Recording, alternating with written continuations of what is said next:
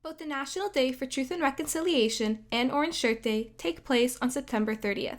Orange Shirt Day is an Indigenous-led, grassroots commemorative day intended to raise awareness of the individual, family, and community intergenerational impacts of residential schools, and to promote the concept of every child matters. Toronto is in the Dish with One Spoon territory. The Dish with One Spoon is a treaty between the Anishinaabe and Haudenosaunee that bound them to share the territory and protect the land. Subsequent Indigenous nations and peoples, Europeans, and all newcomers have been invited into this treaty in the spirit of peace, friendship, and respect. We honor the original caretakers of this land and acknowledge that Michael Power's St. Joseph High School sits on territory belonging to the Mississaugas of the New Credit. It is on these ancestral and treaty lands that we teach, learn, and live. Hello there. Orange Shirt Day was created for people to bring awareness for the way residential schools affected Indigenous people. Phyllis Webstad is the founder of the Orange Shirt Day movement and the survivor of St. Joseph Mission Residential School. Her story is a representation of all children who felt as if their feelings did not matter. We must wear this shirt to honor Indigenous children who felt the same way. Hello everyone, my name is Phyllis Webstad. I am Shawetmch from the Strachamch, Kenno Creek, Chatlam, Dog Creek First Nation, which is about 1.5 hours southwest from Williams Lake, BC. I grew up with my granny on the Dog Creek Reserve until I was 10, then moved with my auntie after she finished university. When I had just turned 6, I was sent to the St. Joseph Indian Residential School near Williams Lake, a place we called the Mission. My granny bought me a shiny new orange shirt to go to school in. When I got there, I was stripped, my clothing taken away, including my new orange shirt, and I never saw it again. I was no longer excited to be going to school. I wanted to go home to Granny. I had to stay there for 300 sleeps.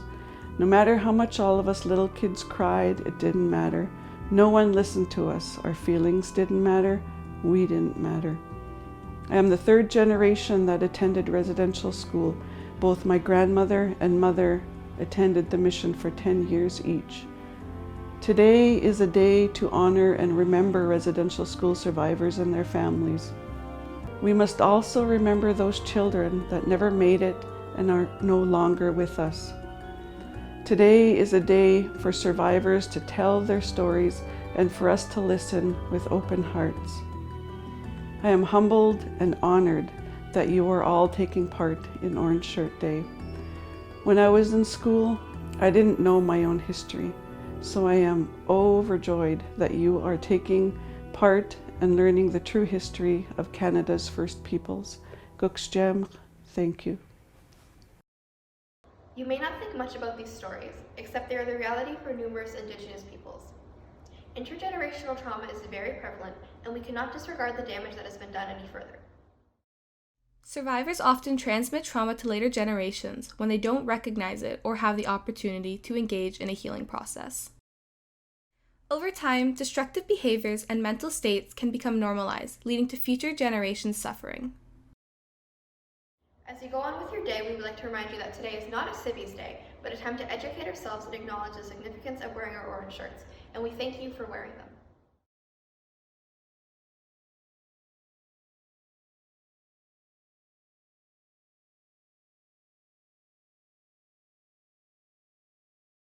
The Truth and Reconciliation Commission started working in 2008. It was a result of the Indian Residential School Settlement Agreement. The IRRSA recognized the suffering and trauma experienced by Indigenous students at the residential schools.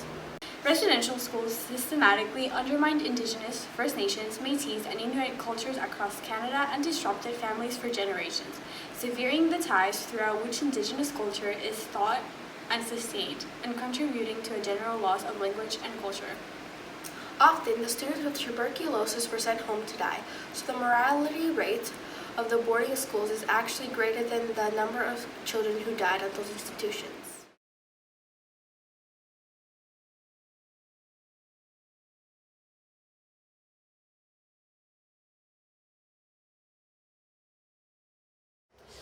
The calls to action are policies implemented by the government to help First Nations deal with the trauma caused after residential schools.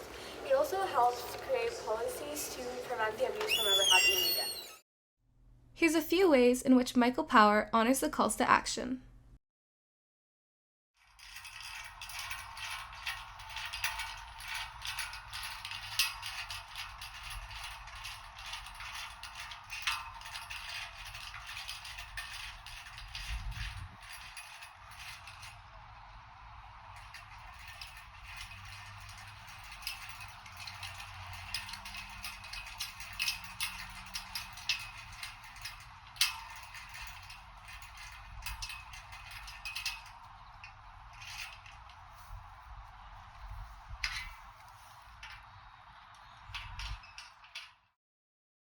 Every morning on the announcements, we as a school recite the Indigenous land acknowledgements. Why do we say it?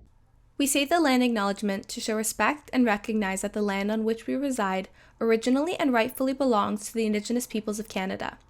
We acknowledge that because of our actions in colonialism, the Indigenous peoples of Canada have and continue to experience discrimination, assimilation, and the dispossession of their land.